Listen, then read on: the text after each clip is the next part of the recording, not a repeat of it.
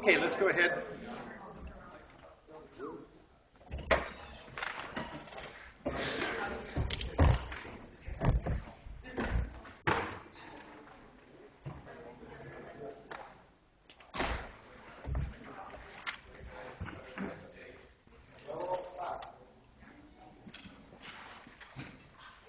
Okay, last time we talked about characteristics of German Romantic opera and added to that list some specific characteristics of Wagner.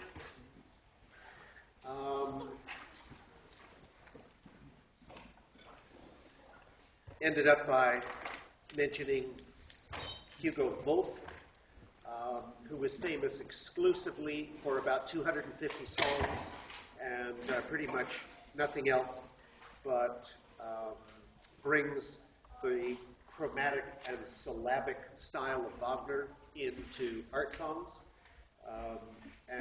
We said that Wolf was very careful and fastidious about his text setting, that the very most important thing for him was the absolute careful and exact setting of the words in such a way that the music portrayed their meaning down to the last detail, down to the last jot and tittle.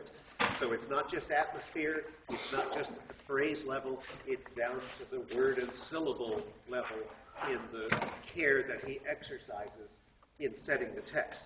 So voice and piano together, a new level of perfection and a new level of equality between the two.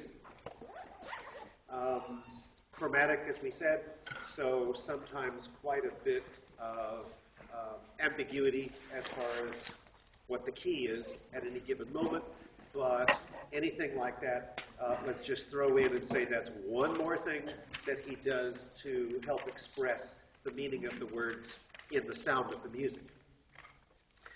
Another disciple of Wagner was the composer Mahler, M-A-H-L-E-R. Along with Wolf, he was born in 1860. He lives across the turn of the century to 1911. He was the last of the great post-Romantic symphony composers, and Mahler was one of the world's great conductors at the time. One of the first great ones, and one of the greatest of the great. Maybe one of the greatest of all history. One of my teachers in Indiana had been a protege of the conductor Bruno Walter, who has scores and scores of old recordings out on LP, long since dead. He said he asked Bruno Walter one time, who do you think is the greatest conductor? And without hesitation, he said Mahler. So one of the world's great conductors fingering Mahler as one of the greatest of all conductors, in addition to being a truly major composer. Mahler wrote 9 symphonies. There's that magic number 9 again, stemming from Beethoven. Mahler feared writing a 10th symphony. He was afraid that doing so would cause his death. Why? Well, obviously, one should not try to surpass the great Beethoven. Mahler was given to visions and premonitions and things also. So when he had a feeling like this, he treated it very, very seriously. The symphonies of Mahler are very long, complicated, programmatic. They require huge forces. Let's take down, for example, the orchestration of the Mahler Second Symphony. So make a list. 4 flutes, 4 oboes. What have we been dealing with so far? 2s, that's right. So this is a doubling of a lot of forces. 4 flutes, 4 oboes, 5 clarinets, 3 bassoons, a contrabassoon, 6 horns, 6 trumpets, in parentheses put plus 4 horns and 4 trumpets in a separate group, close parentheses. 4 horns and 4 trumpets in a separate group. 4 trombones, tuba, 6 timpani, plus several other percussion instruments.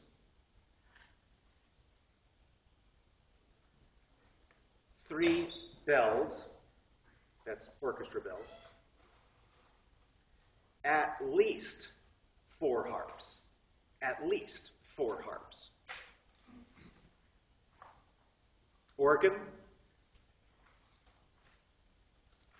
a very large string section. Soprano and alto soloists. And, as you might guess, very, underline very, large chorus.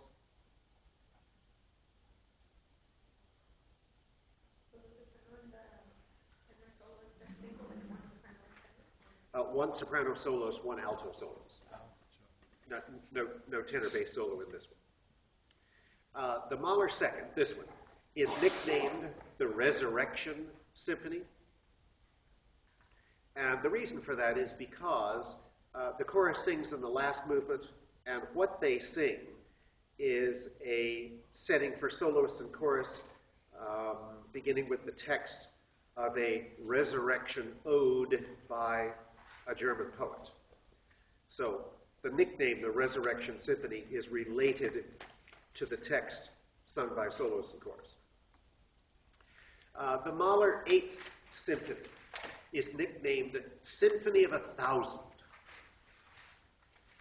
Why is that? Well, it calls for an even larger group of players and singers than the Second Symphony.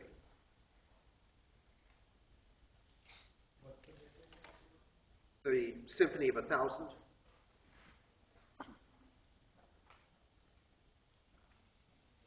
Well, there's quite a bit of singing in this one. The second movement is practically like an oratorio by itself. Very big, very long symphony.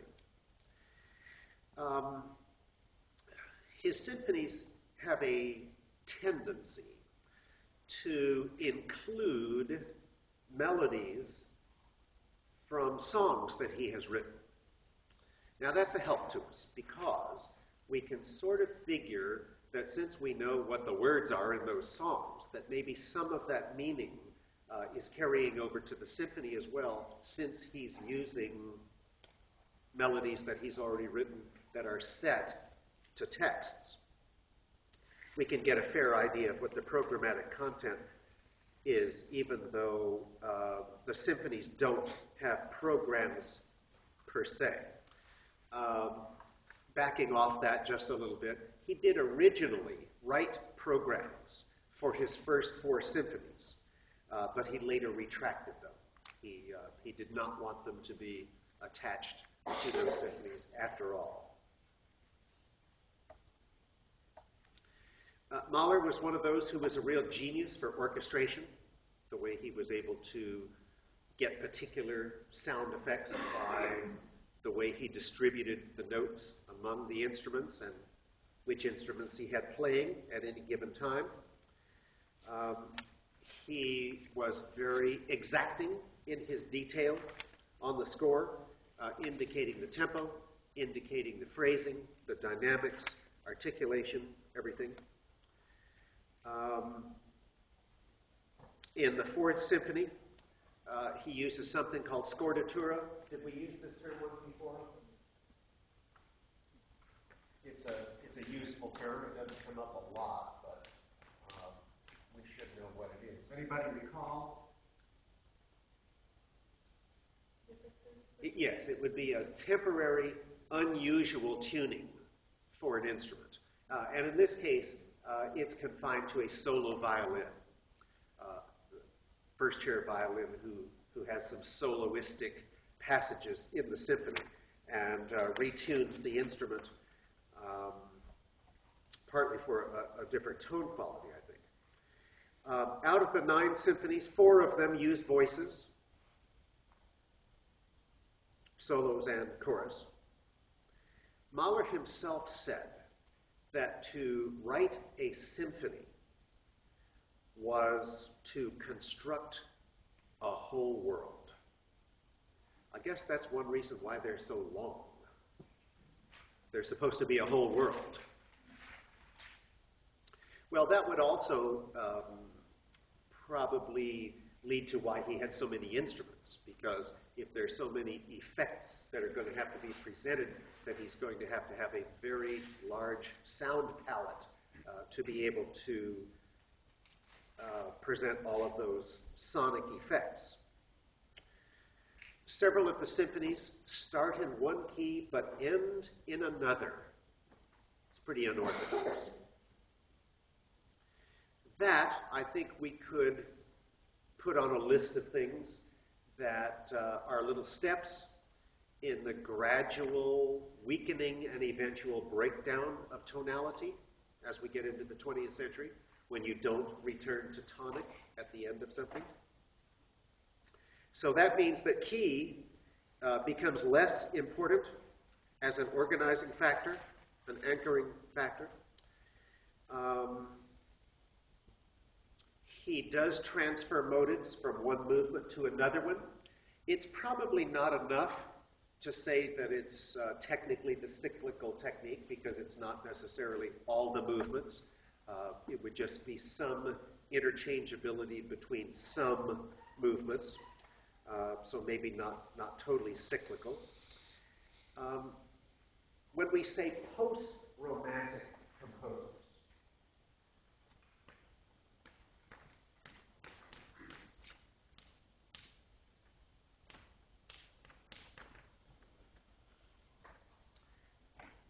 yes, they're more romantic than they are contemporary, although they have features of a coming time.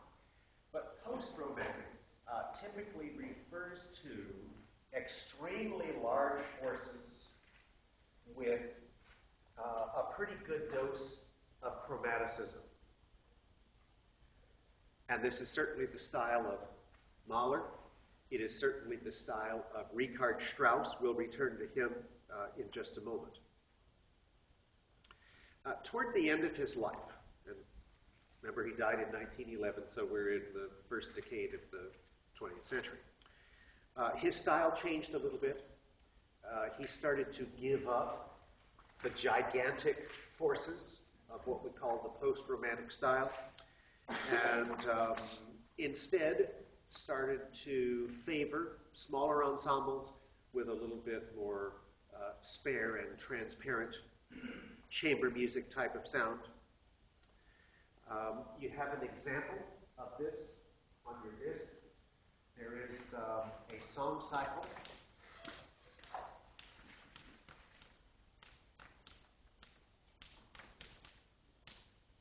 called Kindertotenlieder, another one of those long German words, which is a put-together word. So look up here. Songs on the death of children. Kinder, remember, English is a Germanic language. The word kindergarten, a garden of children. Okay. So it's the same word. In this case, songs on the death of children. Stephen Garcia is working on, I think, the first movement of this set right now, and so we might get to hear it sometime. It's an extraordinarily powerful set. In this, there's a fair amount of counterpoint in the orchestration. Well, lo and behold, Mahler's a composer who had discovered the works of, guess who? Bach. J.S. Bach. That's right. And everybody who discovers Bach just goes crazy over it because they immediately recognize the tremendous genius that has gone into the work, and that it's pretty much unsurpassed as far as contrapuntal perfection is concerned. Kindred Totenlieder has quite a bit of chromaticism in it, but not so much that it's hard to sing. You can get your pitch just fine, but there are quite a few chromatic notes. Of course, that's influence of Wagner. His wife, Alma Mahler, was a musician in her own right. She was horrified when he told her that he had composed this set of 5 songs. It was like, oh my God, how could you do such a thing? And why was that? Because she knew that he was, a little this way, and that he was given to premonitions and visions of things. Well, I can't say whether he had a vision of it, but sure enough, their children died. And it wasn't that long after he had composed this set. Unexplainable causes. It's not like anybody caused it. They just unexplainably died subsequently to this. So it's a very powerful, very dramatic, very colorful set, and it is actually a set for solo voice and orchestra.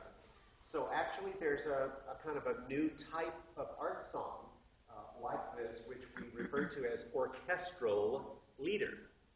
Usually when we say lieder, we mean solo voice and piano. Orchestral lieder means that it is vocal solo, but it is actually with orchestra. Now, as we said, not the post-romantic orchestra, but the smaller, pared down, more like chamber orchestra. Another one of his song cycles is called Das Lied von der Erde.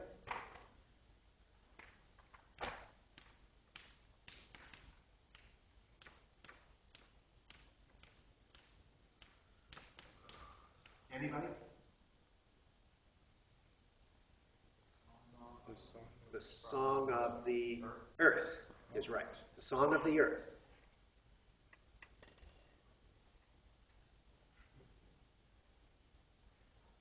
It's a kind of an exotic sounding set of pieces.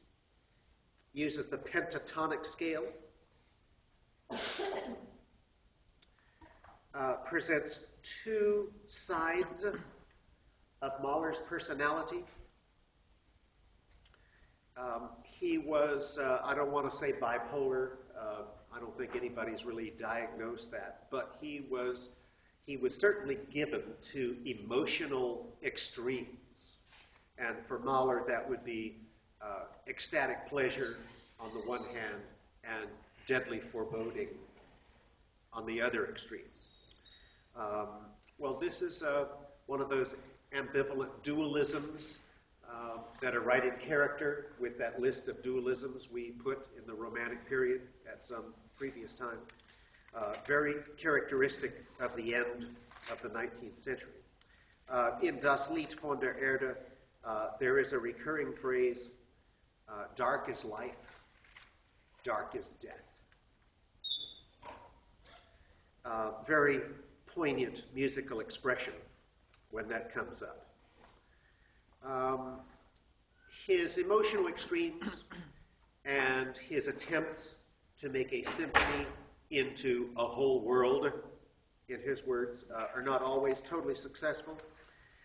For example, his Symphony No. 3 starts out with a great big long movement and is followed by 5 shorter ones. So it's eccentric in the number of movements, and it's way out of balance in terms of the lengths of them, like that. And the last movement out of those 6 movements is an adagio, so very unusual. The Romantic period, however, we say again and again and again, is the period of extremes. Mahler's a kind of an extreme composer.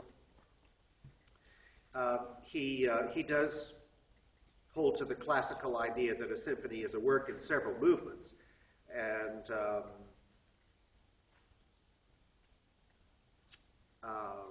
that there is a certain musical architecture to it, but after that,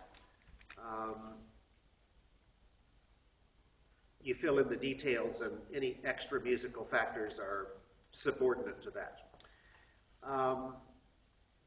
We consider Mahler to be the last in the line of the German symphonists, which had started with Haydn.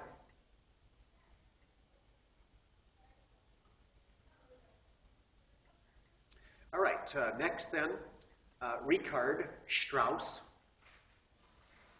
S-T-R-A-U-S-S, Strauss. Remember, German pronounced the root syllable S-H, Strauss. Born in 1864, contemporary with Wolf and Mahler, but lives a very long time, dies in 1949. Lives a very long time. Strauss was also a very celebrated conductor. He had actually studied conducting under somebody we mentioned before, Hans von Bülow. As a conductor, Strauss led most of the great orchestras of the world at the time. He was recognized as the dominant German musical figure for a while. He wrote about 150 lieder.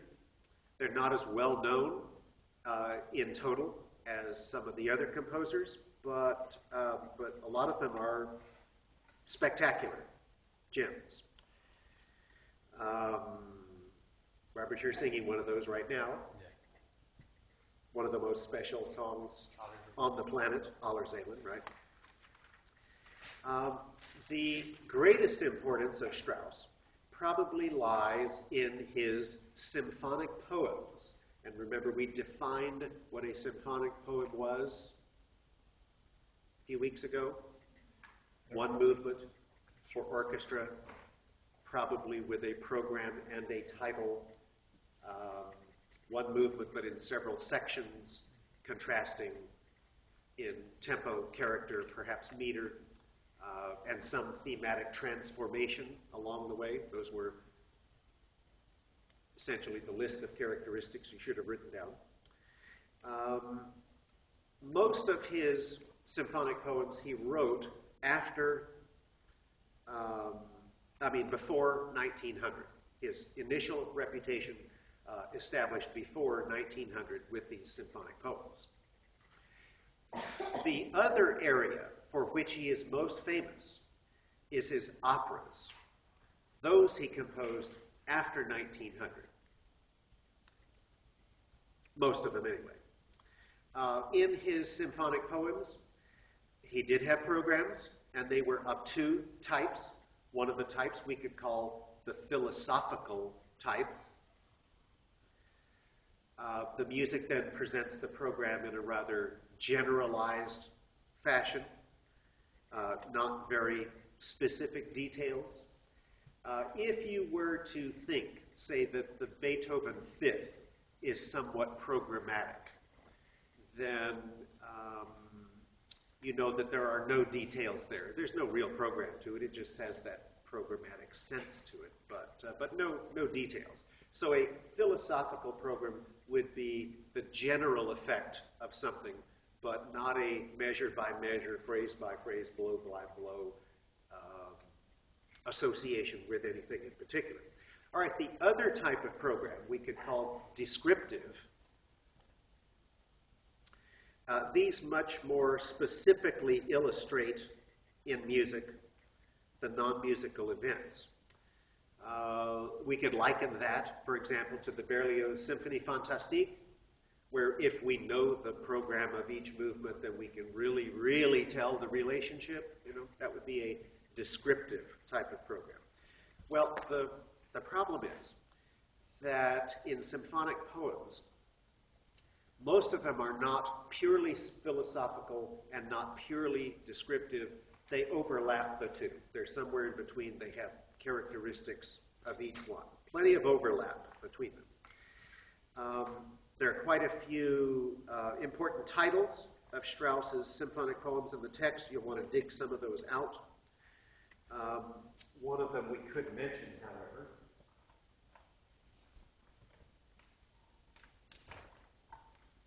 is also Sprach Zarathustra.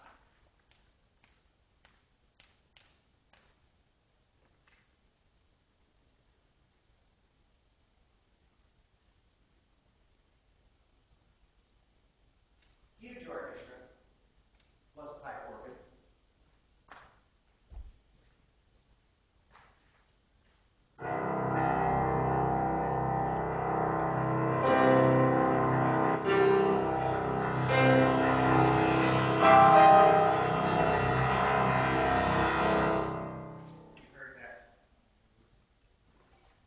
That got to be famous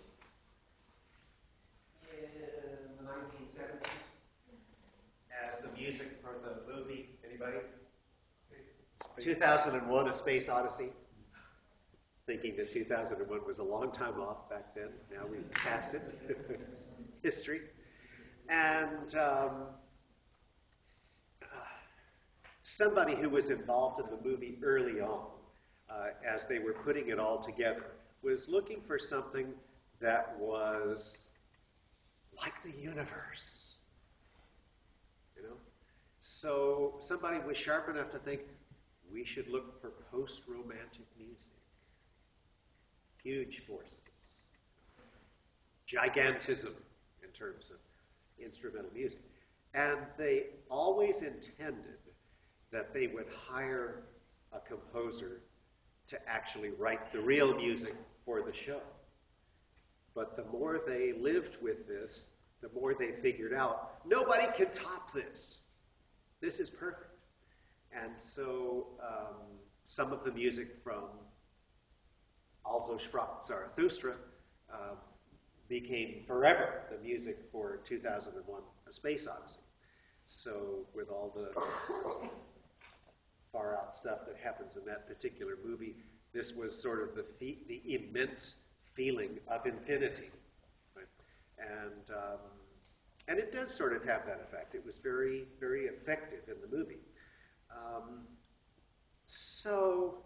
Strauss had been dead since 1949, but to the musical community, as we'll say in a minute, he'd been dead a lot longer than that. So all of a sudden, Strauss sort of became a household word for a while because of the movie. And here's another instance where the general public, who wouldn't give you the time of day to listen to anything for orchestra called Also Sprach Zarathustra. In the movie, it was just fine. They loved it. Okay? So it's all in your viewpoint, I suppose.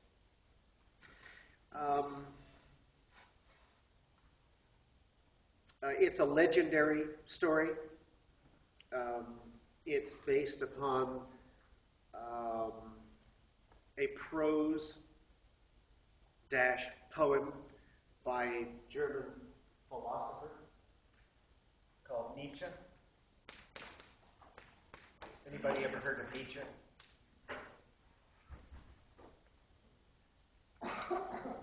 You can, of all of his philosophical stuff, the most famous part you can actually put into one word: Superman.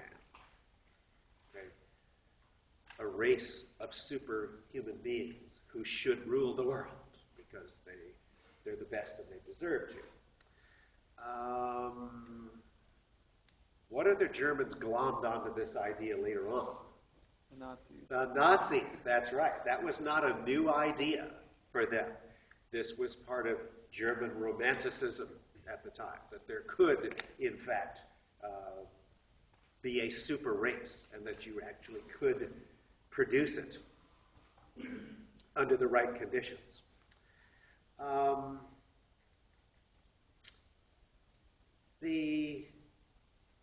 the story behind also Sprach Zarathustra.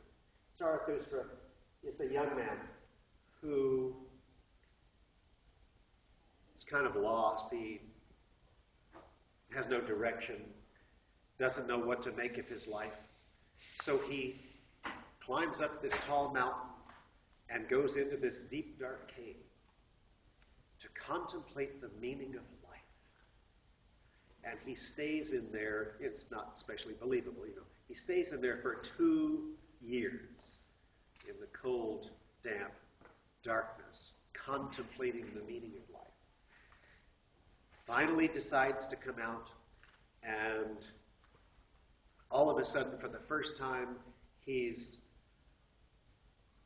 enveloped in this blazing hot sunlight.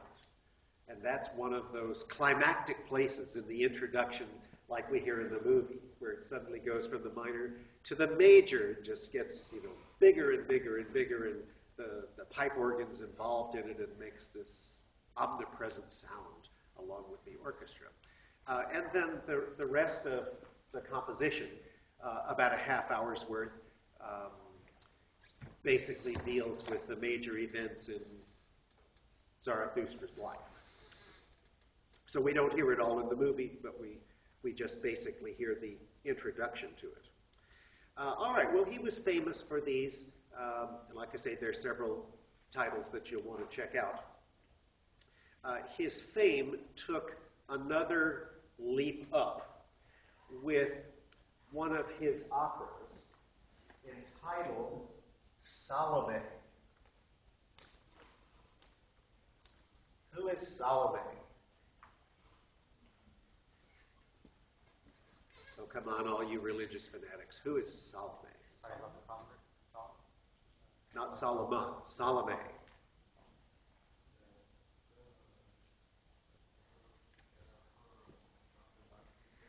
Say it a little louder. That's the girl that asked for John the Baptist. Yes, all right. So she's tied up with Herod, okay? And Herod's trying to seduce her. She's playing hard to get. What will it take, Salome? And her deal is, bring me the head of John the Baptist. And so she does. So this is an emotionally charged opera. And it was kind of scandalous at the time because stuff like this you just didn't really have on stage at the time. It was gruesome. Salome is also famous for dancing for Herod, right? And it's kind of traditional. Well, first of all, in the opera, it's a one-act opera that's about an hour long, maybe a few minutes more. And during about a 10 or 12-minute stretch during the opera, she dances for him. So the person who sings the role of Salome has to be a really incredible dancer because that's it. They all just watch her dance for 10 or 12 minutes. That can be a pretty long time in an opera. And very often also, even in this country, although I can't name a place where it's actually happened, if Salome happens to be a real looker, she turns to Herod and opens up her robe and lets it fall. And there she is. Not always, but sometimes. I'm sure it takes a lot of courage, not only for Salome to do that, but also for the opera company not to scandalize the paying public even today. But this kind of thing, you know, was really scandalous on stage at the time. And so this was one of these alarm clocks in musical history, you know, and set a kind of an edgy tone in a way. It's, as far as its libretto is concerned, is a setting of a one-act play by Oscar Wilde, somebody I'm sure you've heard of, Wilde, in German. And Wilde's play is a decadent version of the biblical story. So part of the scandal is that you would do this to a biblical story, you know. So kind of scandalous. All right, then, shortly after that, he comes out with another shocker.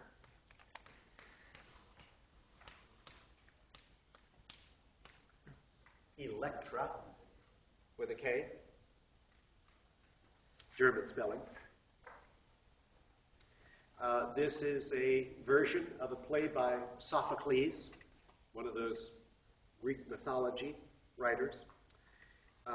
One long continuous act, again, deals with the emotions of insane hatred and revenge.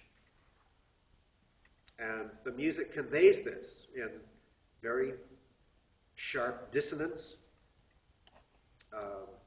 beyond anything that had been done in opera up to that point, including what we can call polytonality. What do you think polytonality is? Feeling in multiple keys. Yeah, multiple keys at the same time. So the scandal to the public about Salome was the subject matter.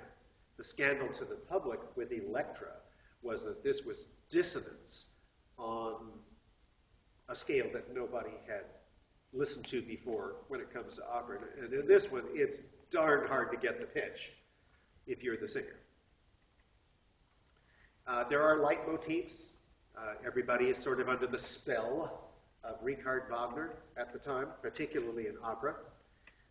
Keys associated with particular characters and situations. Plenty of tritones, plenty of minor seconds together. Some of the dissonant sounds are just partly for shock value, I think.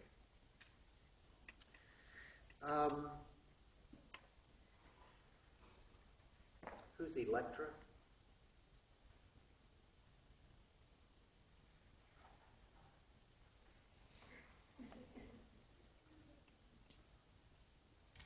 Electra is a woman who is engaged in incest.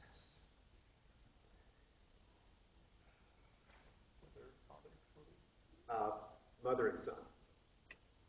And so the sister of the one eventually murders her mother because of insane hatred and revenge. So we're talking about something that's, not the kind of thing that's been a stage work up to this point.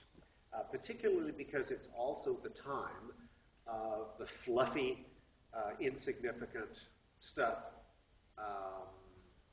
by Offenbach, Gilbert and Sullivan type things, which are very, very kind of ridiculous and lighthearted. And so this is way, way, way off the charts in the other direction. Now, after these two, and Strauss is the darling of the musical community, for some unexplained reason, he takes a step backwards, away from all of this, back into pure romanticism, with the sensuous sounds, the folk-like elements, playful rhythms, sparkly, splashy orchestration, the influence of Viennese waltzes, all things romantic. So he has some operas in this style as well.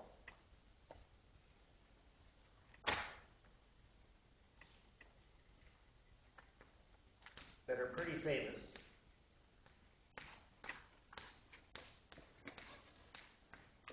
The Rosenkavalier, which just means the Rose Cavalier, would be one of those. That one's done all the time. We should take the dates of some of these. Salome was 1905. Electra, 1909.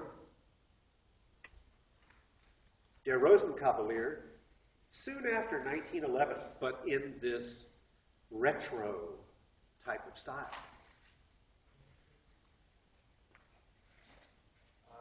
Another really doable opera.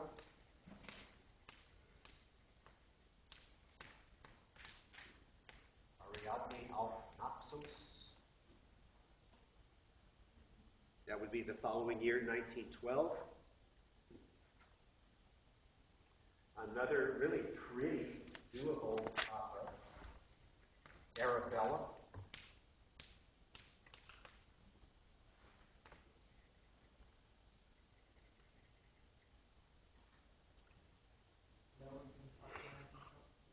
That one is later. That one's, I think, 1933, perhaps. Now, the Salome and Electra operas were for pretty large orchestra, and they make a lot of sound. They take big-throated singers to be able to sing through. These are for smaller orchestras, all right? As if the post-romantic style was just sort of burning out a little bit. You know how taste tends to change. And after a while, we won't really talk about it much until Stravinsky. But there is a movement in the 20th century that's called neoclassicism. And in neoclassicism, one of the big features of that is smaller sized orchestras, not the post-romantic style. And there are some reasons for that, which we will get into. Well, even though we love these operas today, and Rosenkavalier is done at the Met all the time, Santa Fe, Chicago, you know, and all over the world. People love that. The musical community vilified Strauss over this, like he was a traitor. How could he do this? Here he'd been on the cutting edge of new developments, and now he'd sold out, gone back to the tame, pretty style.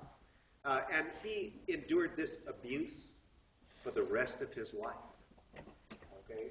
So, from now until he dies, and he doesn't die till 1949, he's a villain as far as the musical community is concerned. Probably pretty tough. Does he give an explanation as to why, or was it just out of taste and he just? After Electra, it probably was that there was nowhere else to go, and then when the 12-tone technique came up, maybe he wasn't interested in it. It could be that, but Schoenberg had not developed that yet by the time Rosenkavalier. So there must be some other reason, but if there is, he never fully revealed it, at least not that I know of. Well, as we've said before, composers have been using their own national idioms, helping to develop their own national styles. It's part of their compositional style and language. But part of that is just that those things are readily available. There are things that people hear, people experience, stuff that people grew up with. It's handy. It's convenient. So some composers then, sort of getting on this bandwagon, actually borrow things like that from other countries. When we talk about things that are foreign to you, then that's what we mean by exoticism, using elements that are foreign to your own country. So exoticism for us would be things like from China. Well, in China, exoticism for them would be things like the United States, things that are foreign to you, exoticism. Although composers are making this effort to develop national, ethnic, musical identities, They're also borrowing things from other countries as well, so there's a movement called exoticism as well that goes on at the same time. The in-house stuff, of course, that could be not only national identity, but to promote patriotism or whatnot, like in the case of Verdi. Countries such as England, the United States, France, Russia, other major countries like this, were thinking during especially the late Romantic period that these German elements, and now exemplified by Wagner, were sort of swallowing up their own styles. And they're fighting back because they don't want to just be a cheap imitation of German stuff and have everybody doing that to various levels of proficiency, but to actually develop their own music. They pretty much figured out that it was impossible to be the equal of the German composers on their terms. So we just have to develop new terms. We have to develop our own terms. And that's where these new national styles come from. Russia, in fact, had been dominated musically by musical elements from the Western Hemisphere up until a composer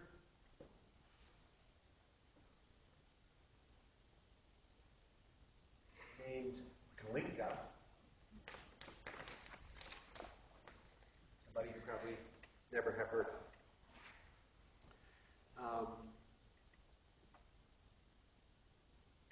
Became the first really, really Russian composer to sort of be looked upon as an equal with the major composers from the West. He, however, writes with more Russian elements than the Western composers, like the whole tone scale, various techniques that are related to Russian folk songs. And basically what that means is that there are melodic gestures and rhythmic characteristics which have a relationship with the Russian language. Now, believe me, the Russian language is way different than ours. And if you're having to look at it in its original Cyrillic alphabet, then it just looks like hieroglyphics. It's not something that you can actually read. Fortunately, we're getting transliterations of a lot of Russian texts so that now they're a little bit more accessible to sing.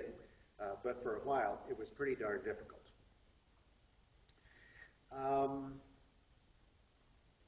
Tchaikovsky, and you can pick your spelling.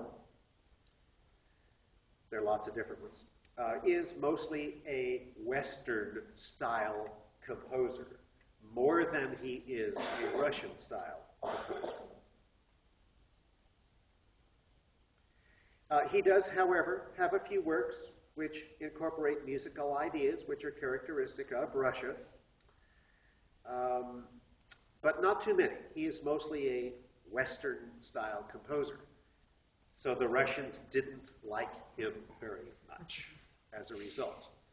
And some of it, I think, is envy, because Tchaikovsky's one of the most successful composers in the history of music if you're talking about an international audience that appreciates his music.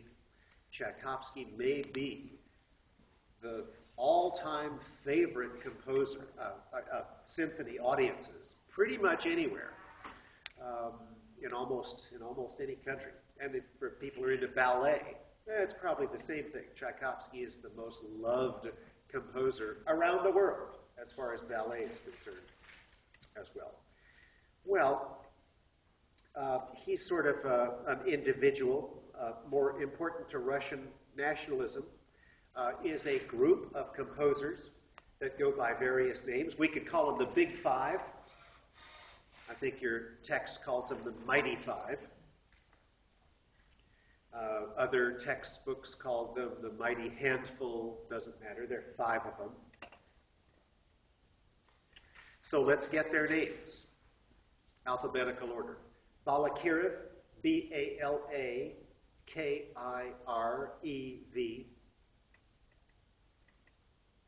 Borodin, B-O-R-O-D-I-N. N. Cui, C-U-I. Mussorgsky, pick your spelling.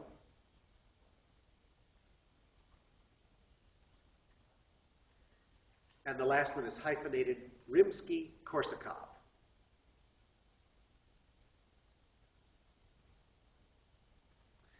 Now, these people were not really trained in music. They didn't have composition teachers. They're mostly self-taught. And they learn, a few of them, from each other. But they don't have the kind of formal training that other composers of the time did. So they were forced to sort of discover their own way of doing things. And therefore, they tended to use materials which were close at hand. That would be stuff like Russian folk songs. And they used the harmonic implications of Russian music that they heard. They might use actual folk materials, or they might just compose music in imitation of their folk materials as they generate their themes. The one who had the most musical training was Balakirev, but you're probably not very familiar with his name.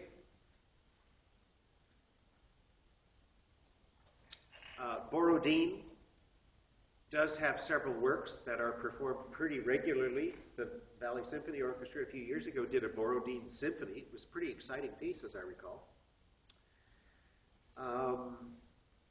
He doesn't really quote actual folk tunes, but his melodies are in the spirit of Russian folk tunes.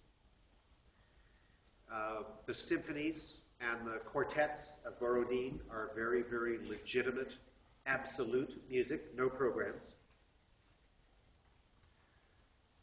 Graceful melodies, for sure. Modal harmonies, modal. And it's not unusual for him to create a symphony out of basically just one theme, monothematic.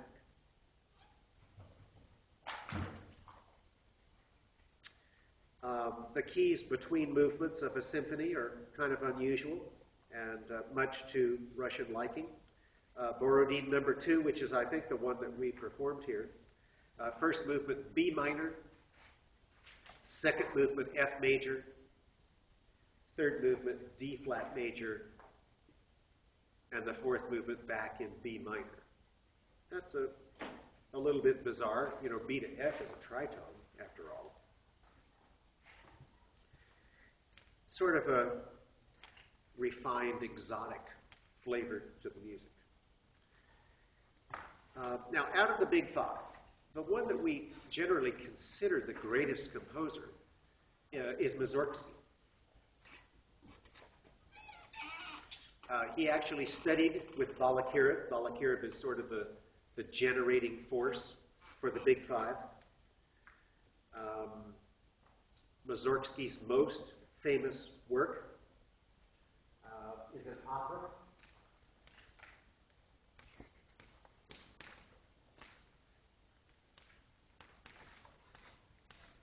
Boris Godunov. Anybody ever watch reruns of cartoons called Bullwinkle? Who's one of the bad characters? Boris Godunov. Okay, a takeoff on a Russian. Okay, one of the other bad characters is named Natasha, right?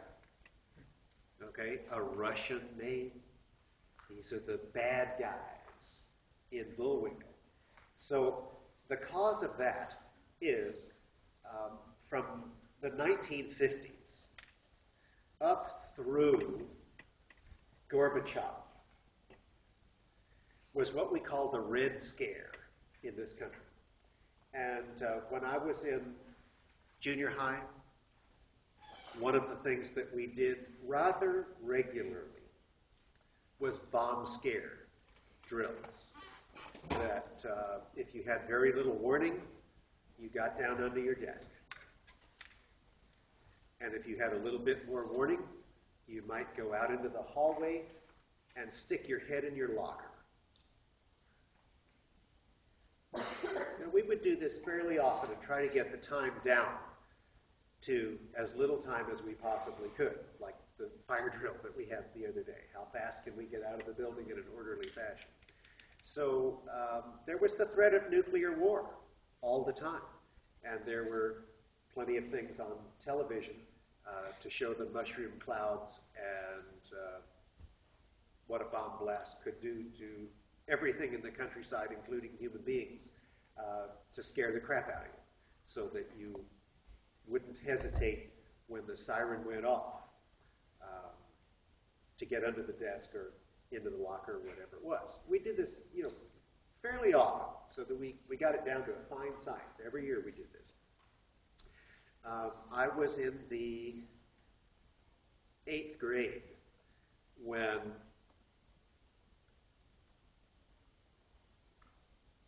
Kennedy almost caused us to get blown to smithereens by the Russians in Cuba. The Bay of Pigs fiasco that you might even have studied about in a history course. It was fortunately that Khrushchev decided that that doing this was not worth the cost, and so he didn't. But we tempted him. We dared him to do it, and we were fearful. And the teacher said, "Well, gentlemen, this was a drafting class. Gentlemen, this may be our last day." Well, this was in Central Florida, which is not very far from Cuba, by the way. And so we were close enough to Cape Canaveral that when they shot off rockets and stuff, we could go out in the schoolyard, and in a little while we could see the smoke from the rockets. So we figured we were probably on the front edge of trouble if that kind of trouble was coming. So we took it very, very seriously. And believe me, we were tense during those few days, not knowing whether we would live through it or not. And for a junior high kid, that's kind of a scary thing. So Bullwinkle, Boris Badenoff, and Natasha, the bad people, the Russians, people who were always a threat. It permeated a lot of our thinking. And we actually owe something to Gorbachev, who became a media darling in this country, cover of Time magazine, all that stuff. Because with what happened during the Reagan administrations, where our military buildup was very, very substantial, they had tried to keep up with us, tried to keep parity. And it broke them. Their people were starving. Everything was falling apart, going down the drain. Gorbachev could see that it was going to be disaster if they didn't turn in another direction. And so he decided, let's be friends. Glasnost, the thawing out of the icy relationships between our countries. And eventually then, the Berlin Wall, all that stuff. Mr. Gorbachev, tear down this wall. You've seen that on television quite a few times, probably. So, anyway, the end of the Red Scare, so to speak. Although I'm starting to wonder if maybe it's coming back. Because Putin is formerly the head of their secret police, and still plenty we don't know about that time. And they're doing things like